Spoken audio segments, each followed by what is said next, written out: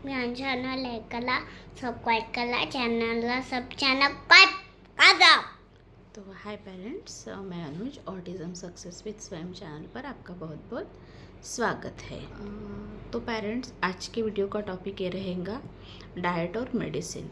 तो मेरे पास बहुत सारे ऐसे क्वेरीज आए थी कि आप स्वयं को कौन सा डाइट देते हो या कौन सा डाइट नहीं देते हो और आप कौन सी मेडिसिन स्वयं को देते हो। तो इस विषय पर आज का वीडियो है पेरेंट्स।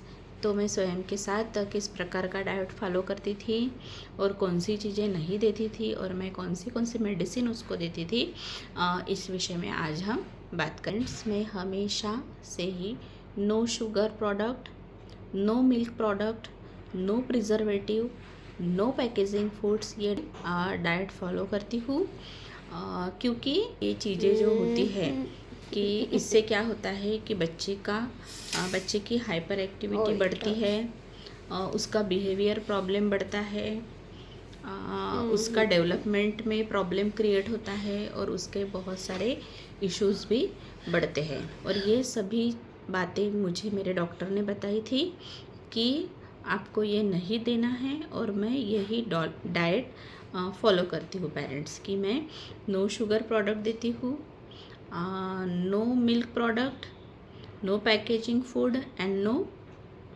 Preservative food.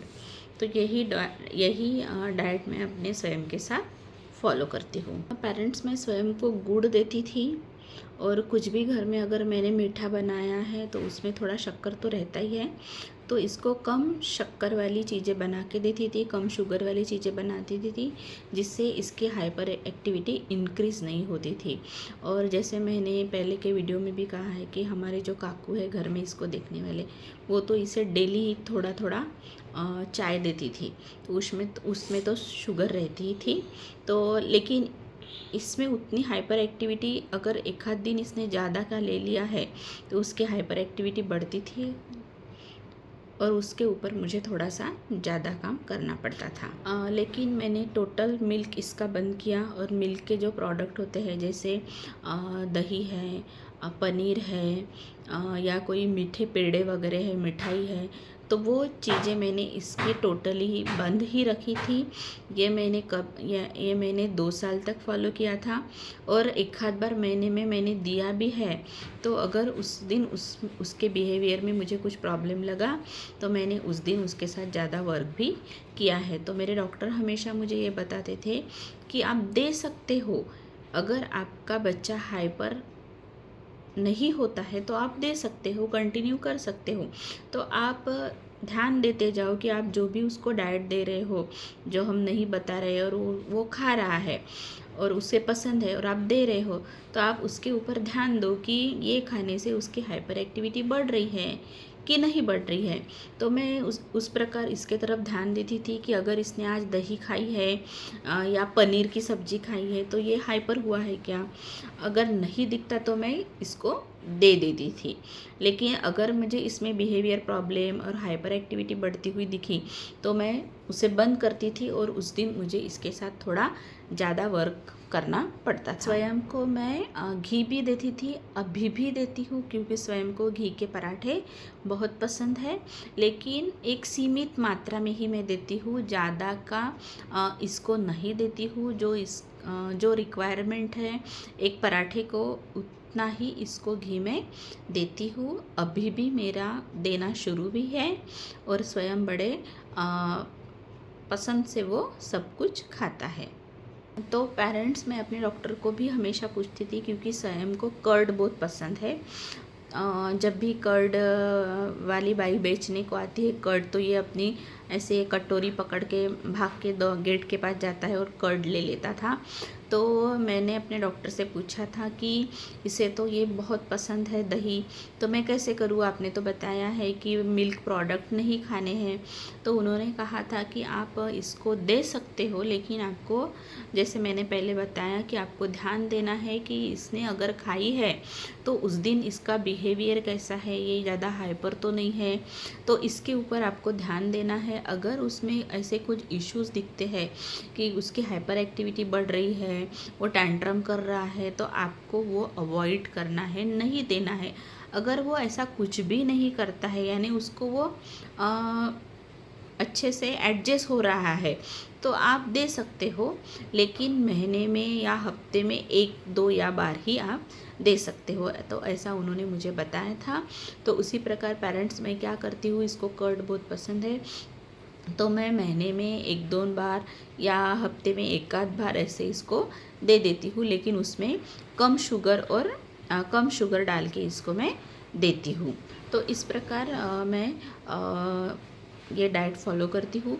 अब रही बात फ्रूट की, तो मुझे भी यही टेंशन लग रहा था, क्योंकि आपकी भी बहुत सारे क्वेरीज आई थी कि फ्रूट तो मीठे होते हैं, तो हमें बच्चों को देने चाहिए कि नहीं देने चाहिए। कि स्वयं को ना कोकोनट वाटर बहुत पसंद है। इसको सभी जो फ्रूट्स है, जैसे पाइनएप्पल है, ऑरेंज है, लाइम ऑरेंज है, तो ये सारे फ्रूट्स के जूस भी इसे बहुत पसंद है। जैसे पोमोग्रेनेट है, उसका भी जूस इसे बहुत पसंद है। तो जब भी मैं इसको गार्डन में ले जाती हूँ, तो गार्डन के बाहर तो जूस के सेंटर ही रहते हैं, तो ये हर दिन जूस वहाँ से ख़रीद के मांगता था, जैसे कोकोनट वाटर हो या कोई भी जूस हो। तो मैं थोड़ा अवॉइड करती थी कि ये सब मीठे होते हैं, तो मैं नहीं दूँ अपने बच्चे को। तो लेकिन मैंने अपने डॉक्टर से पूछा कि इसको फ्रूट्स का जूस बहुत पसंद है और कोकोनट वाटर तो और भी पसंद है, तो मैं क्या करूँ, इसको दूँ कि नहीं दूँ। तो उन्होंने मुझे अच्छे से समझाया था कि फ्रूट में शुगर नहीं होता है, फ्रूट में फ्रुक्टोज होता है, तो उससे कुछ फ़र्क नहीं पड़ता है, आप उसे कंटिन्यू दे सकते हो, कोई प्रॉब्लम नहीं है।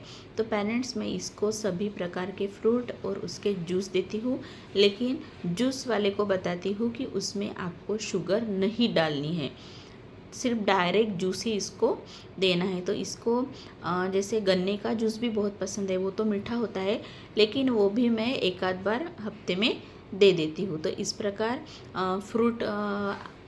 फ्रूट आप भी दे सकते हो, क्योंकि फ्रूट में कोई शुगर नहीं होती है, फ्रूट में फ्रुक्टोज होता है, तो उससे बच्चे को फ़ायदा ही होता है पेरेंट्स। तो आप फ्रूट कंटिन्यू कर सकते हो।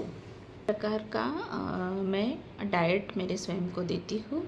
अभी दूसरी बात है कि मेडिसिन, तो मैं मेडिसिन कौन सी देती हूँ, तो मैंने मेडिसिन सिर्फ 2 ही साल दिए हैं पेरेंट्स की, जो मेरे डॉक्टर जब भी मैं फॉलोअप कर जाती थी, तो जो भी वो लिख के देते थे वही मैंने मेडिसिन दिए हैं, और कौन सी भी आयुर्वेदिक वगैरह मेडिसिन मैंने नहीं दी है। होम्योपैथिक दी है, लेकिन जैसे कि अभी पिछले साल मैंने 5-6 महीने वगैरह दी होंगी, लेकिन वो भी जैसे ही अक्टूबर में स्वयं को कहा डॉक्टर ने, अक्टूबर 23 में, कि अभी इसको किसी भी मेडिसिन की ज़रूरत नहीं है, कोई भी थेरेपी की ज़रूरत नहीं है, आप एज इट इज़ घर में कुछ भी जैसे आप ले रहे हो वैसे आप कर सकते हो, एज इट इज़ कंटिन्यू। लेकिन अभी यहाँ थेरेपी सेंटर में या कोई आपको थेरेपी या कोई मेडिसिन की ज़रूरत नहीं है, वो मेडिसिन नहीं मिलती है। जहाँ पे सर का सेंटर है वहीं पे वो मेडिसिन मिलती है। तो इस प्रकार मैंने 2 साल ही स्वयं को जो मेरे डॉक्टर ने लिख के दिए थे मेडिसिन, वही मैंने दिया है, बाकी और मैंने कुछ भी नहीं दिया है पेरेंट्स इसको। जैसे कि मैं बताऊंगी कि मैंने अप्रैल 21 में, जैसे अप्रैल के 21 में मैंने इसको मेडिसिन देना स्टार्ट किया, तो अक्टूबर के 23 तक इसकी मेडिसिन शुरू थी। उसमें भी 2-4 महीने की गैप हुई होंगी, कंटिन्यूएशन नहीं था, क्योंकि कुछ प्रॉब्लम होने की वजह से हम लोग जा नहीं सकते थे। तो इस प्रकार ये हुआ मेडिसिन का। लेकिन उन्होंने एक बात बताई थी सर ने कि मुझे क्या करना है कि स्वयं को डेली 5 बादाम देने हैं, 3 काजू देने हैं, 1 अखरोट देना है, और ये मैं रोज़ इसको देती थी, लेकिन इसको अखरोट की टेस्ट पसंद नहीं है, तो इसीलिए ये खाना नहीं चाहता था, तो अखरोट थोड़ा कम हुआ, लेकिन 5 बादाम, 5 पिस्ता और 3 काजू ये मैं उसे डेली खाने को देती हूँ। सुबह और शाम रात को भिगो के देती हूँ बादाम को, और सुबह को इसको खाने को देती हूँ। तो उन्होंने कहा था कि आपको अखरोट भी देना है क्योंकि उसमें ओमेगा 3 होता है और वो ब्रेन के लिए बहुत अच्छा होता है। लेकिन पेरेंट्स इसको वो टेस्ट पसंद नहीं है, तो इसीलिए अखरोट हमारे डाइट में नहीं है।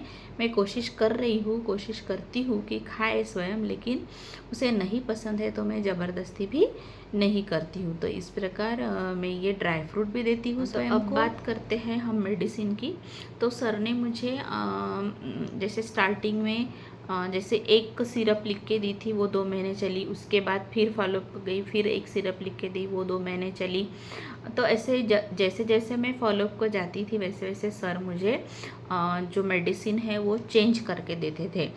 और इसके कंडीशन पर भी डिपेंड होता था कि वो मुझे पूछते थे कि अभी जो मैंने टारगेट दिया है वो इसने कंप्लीट किया है क्या, या और कोई परेशानी है, तो वो मैं उन्हें बताती थी।